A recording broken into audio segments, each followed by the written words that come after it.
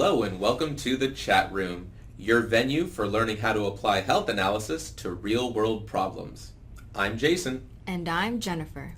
And in this chat video, we hope to get you excited about cost-effectiveness analysis, one of the fastest growing fields in health research.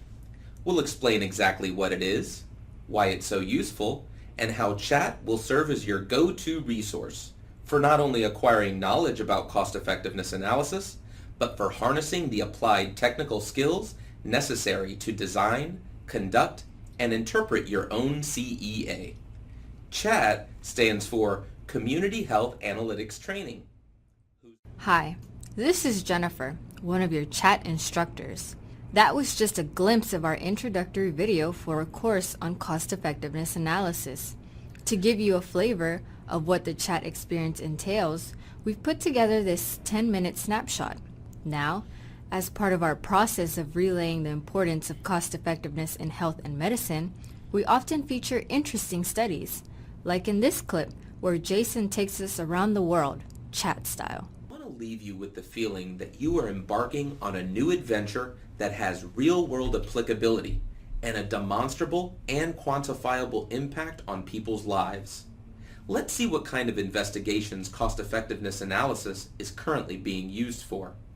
We start in Kenya, where a 2013 study investigated the cost-effectiveness of providing insecticide-treated bed nets and point-of-use water filters to a specific population of HIV-infected adults.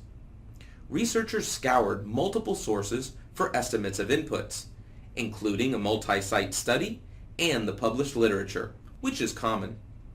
They found the two resources very cost-effective, only costing $3,100 to avert a single human death. This became a supported provision in Kenya shortly thereafter. Next, we move over to Ireland, where investigators use... That was a fun trip indeed. We stopped in Ireland, India, and even at the World Health Organization. This is Jason, your other instructor and one of the chat creators. One of the most engaging characteristics of our didactic approach is our use of case studies, in which we will ground methodological principles in real-world issues. Here's a glimpse.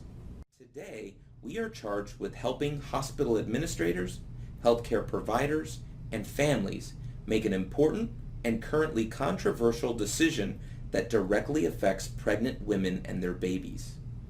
That decision involves when to deliver a developing baby that has a rare birth defect called gastroschisis. Gastroschisis arises when the abdominal wall of the baby does not close correctly, and the result, as you can see, is a quite traumatic situation in which the baby is born with some of his or her abdominal organs protruding outside the body.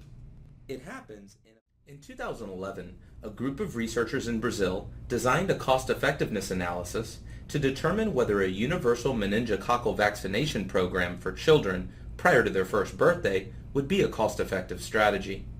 Meningococcal disease describes the sequela of infections caused by the bacterium Neisseria meningitidis, including life-threatening meningitis and sepsis. Meningococcal disease is a problem worldwide, but particularly in areas like Brazil where it is endemic and carries with it a case fatality rate of around 20. We used to prescribe antibiotics in an effort to battle acute bronchitis, but as you likely know, antibiotics don't do anything to help viral bronchitis, and even bacterial bronchitis will often go away on its own without much ado. Overprescribing antibiotics, on the other hand, can lead to negative side effects that can be worse than those imposed by one's bronchitis, and of course, there's the issue of antibiotic resistance that is becoming a more and more worrisome trend. So there's been a concerted effort in recent years to develop it. Oh, but I really like this one, where we make it personal. Remember investing our own money? So what does decision analysis look like? Well, let's consider a simple example everyone is familiar with. A decision that involves what to do with your own money. I was thinking about just putting my money in a CD that will gain 5% over the next year. But there's this stock my financial advisor recommended, and I've been talking for ages about my dream of opening my own tech business. So you have options. Yep, 3 of them. And you need to make a decision. Yeah, which option is likely to be the best investment. So this is perfect for a decision analysis model involving cost. Here's a visual schematic that constitutes the most basic. Those were the building blocks of understanding. We've also been pretty creative with expressing some of the principles of cost-effectiveness analysis. Ever heard of the standard gamble technique? First, the standard gamble technique. Here's how it works. We'll assume Jason has a horrible condition that renders him sickly and bedridden for the rest of his life. Sorry, Jason. You can either remain just as you are in your current health state, or play a hypothetical life or death game. If you win, I'll return you to absolute perfect health. But if you lose, you will die. Wow. Okay. Let's see. Well, what are my chances of winning the game? If my chances are like 95%, that's a great deal considering my current condition. But if the chances of winning are less than 5%, I certainly wouldn't do it. Precisely. To make a decision, you would want to know the chances of winning. If you felt great, you probably wouldn't play at all since it involves a risk of death. But if you felt absolutely horrific all the time, you might risk death for even a 1 in 4 chance of returning to perfect health.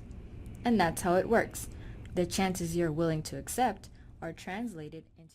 When it comes to cost-effectiveness analysis, learning principles and speaking the lingo isn't enough. You've got to understand the numbers. And even though we've got cutting-edge software, sometimes we need to do things by hand. Once you've identified the potential costs, the next step is to quantify each of them.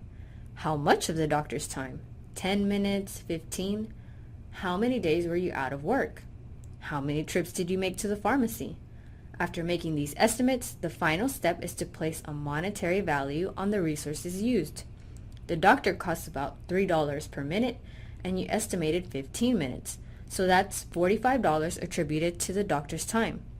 Each day you missed work costs $120, so those 3 days add up to $360. Once you've done this for each and every cost you identified, you can determine the overall cost.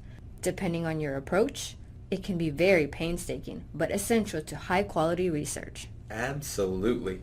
And before we get into a real CEA study and apply these concepts to a model in triage, to 0.8.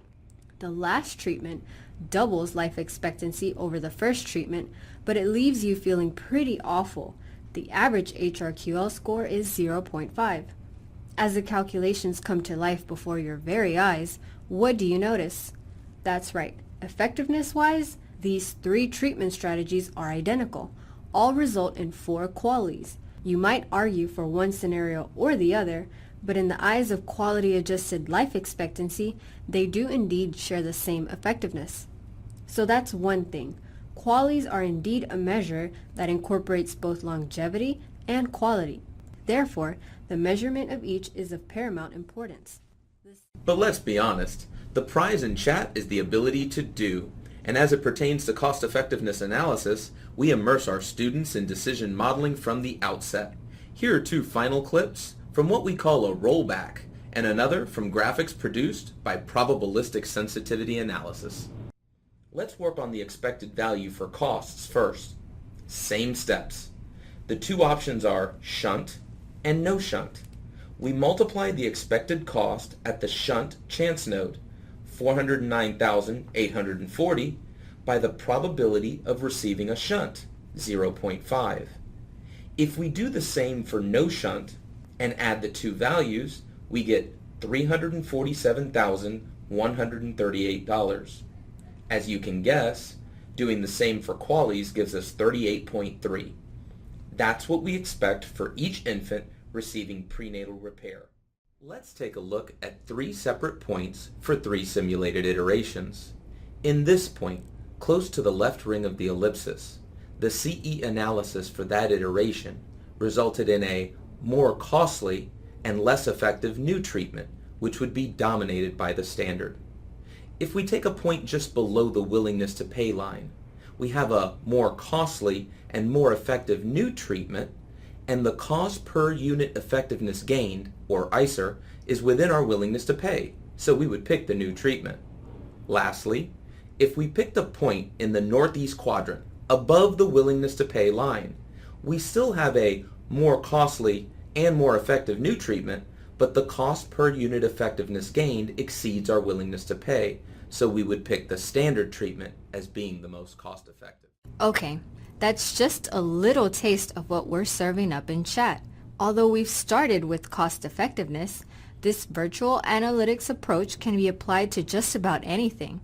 More to come soon, but until next time, this is Jennifer. And this is Jason. Signing off.